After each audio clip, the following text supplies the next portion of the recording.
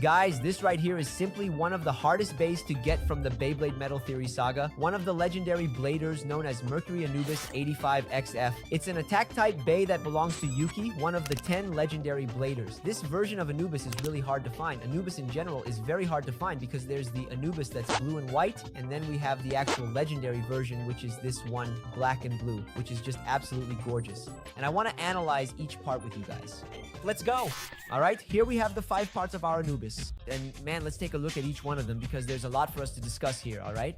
Let's do it. Starting with our face bolt, we have this beautiful screw in this blue color. It kind of has a unique texture, right? As we can see, it's really beautiful, by the way. And the print of our big dog, right? Our big dog's fur. God Anubis. For those who play League of Legends and Rarest, this one is one of the gods of Egyptian mythology. Very cool, actually, how it turned out. So she's simple, but she's so beautiful, right? A sight to behold. In fact, he is one of the only bays in this 3rd season of Beyblade Metal Fight. In this case, Beyblade Metal Fury, to have the engraving of the bay's name, not on the face bolt, right? All the other bays don't have that anymore. It used to be common to see. But in this season, they removed it. And Anubis is the only one that has Anubis written here, where it kind of makes an engraving in a triangular shape, right? As if it were to have a pyramid there, representing the pyramids of Egypt. Right after that, we have here our Anubis clear wheel, a very beautiful clear wheel in this translucent blue color. And as we can see, it doesn't have that metal powder mixed in, which is a shame, right? All the bays, including the 10 legendary ones, have this little bit of metal powder mixed in to make them a bit heavier. This one doesn't, but it's still a really cool piece where we have these engravings here that make the arc better, right? And we can see that it's not very evenly distributed, right? If you skip, in other words, the weight is more towards the outside than the center, and that helps make this bay more tilted. Since it's an attack type bay, right? So it needs that. Bringing in textures from Egyptian architecture, really cool, man. And now we finally have here our fusion wheel Mercury, or Merc. It's a really beautiful ice wheel, man. There's no denying it. This version here is the legendary one. When it absorbs the power of the star, it gets this black color, okay? Before that, it has a blue and silver or blue and white color, depending on how you see it. But its black and blue version is the one when it absorbs the power of the star fragment and ends up becoming one of the 10 legendary bays. In fact, it's the only bay. In general, that doesn't have the 4D system, right? It doesn't have a 4D tip. It doesn't have a 4D look, which is kind of sad when you think about it, right? It could have had a 4D system since it's quite legendary, but no, it doesn't have one. However, it's a very beautiful and unique piece. It really reminds me of the concept of the Vulcan piece, which Vulcan Harusius had back in Beyblade Metal Masters. And now here we have something similar, but for Anubis called Mechagodin, where it's a fixed wheel focused on attack with these 2 large attack blades and these 2 here between them, which are a bit smaller but a bit thicker. When viewed from the side, these 2 contact points I mentioned, which are a bit thicker, are shorter and less prominent. However, the most noticeable contact point, the one that's going to do the most damage, is precisely this full wing it has here. Very beautiful, by the way, which finishes off with a sticker. In a blue flame, this wing it has here is its contact area, which starts at this part and extends all the way to here. It doesn't do an uppercut, it doesn't do a smash, it's just a straight blade attack to generate low attacks, since this bay is quite short, okay? It's a beautiful fusion wheel, there's really nothing else to say. Right after that, we have this track here known as 85, which is the lowest track ever released in the entire Beyblade Metal Fight franchise, making it very effective for this bay here in the review, since it's a bay that hits underneath others to destabilize them. It has this sort of baby blue color, but there's nothing special about it except for the height, which is truly unique and the lowest of all. This is really interesting. And finally, we have our tip known as Extreme Flat, or simply XF. It's the flattest tip possible, which is why it's called Extreme Flat. And why is that?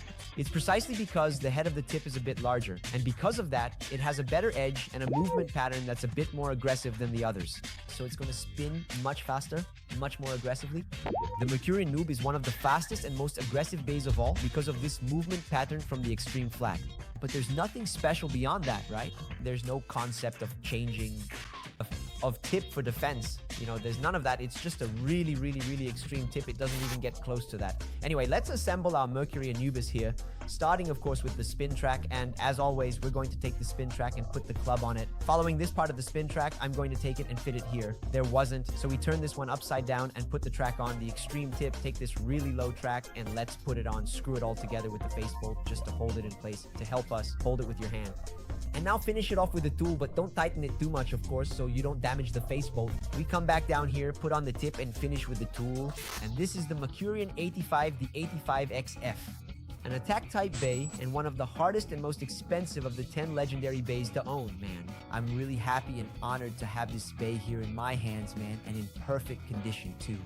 It's very hard to find and it's also really expensive. Man, look at this when we turn it to the side. Look at the size of this bay. It's much lower than Lightning Dragon and several others that had the Track 100, for example, which were considered the lowest. This one is the 85, man. It's really, really short.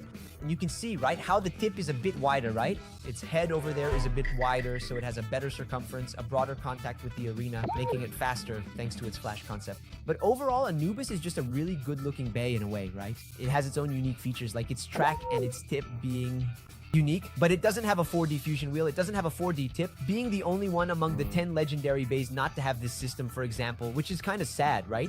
Unfortunately, I won't be able to do battle tests. I'll just do spin tests with it because, man, I'm not going to wear out the paint on this bay. This is the kind of bay you'd give a kidney to have, so it doesn't make sense for me to keep battling with it, you know? But, man, is this bay worth having in your collection? It is. It's not for everyone because not everyone will have the money to buy this one. But if you do, and you want to have it, man, for your collection, it's worth it because it's really beautiful to have this piece in your collection. Before we do the spin test with our Mercury Anubis, I want to ask you to leave your like and subscribe down below, man. It's really important for you to do that, and especially become a member. By becoming a member, you get a chance to enter giveaways here on the channel, and you also help the videos keep bringing more amazing products like this one, you know? So let's go do the spin test with our Mercury Anubis and see why this bay has such a movement pattern. That's so unique. All right, guys, let's do the spin test with our Anubis. Since I'm not going to put it in a battle, I just want to test its spin here so you can see how it is, okay? Okay, I've got my launcher here, and I'm going to do 2 spin tests. First straight, and then tilted, all right? So let's go. Launching it straight first. Check this out. Look at the speed of this V, man. It's so fast that it lost control and went out of the arena, man. I'm even going to launch it again here to be a bit more restrained. Let's go. Okay, now it's a bit more restrained. But man, look at this. It's so low that in the arena, at least here in the Beyblade Burst arena, it touches the wall here where there's a slight cavity, like from this layer of the arena to this one, right? So it already comes touching here, man. It's almost the same height as this. Its pattern is really aggressive, very attack-oriented. It really reminds me of Lightning and Dragon. But spinning clockwise, right, instead of counterclockwise. It's a gorgeous bay, man. Really beautiful, especially spinning with that pattern.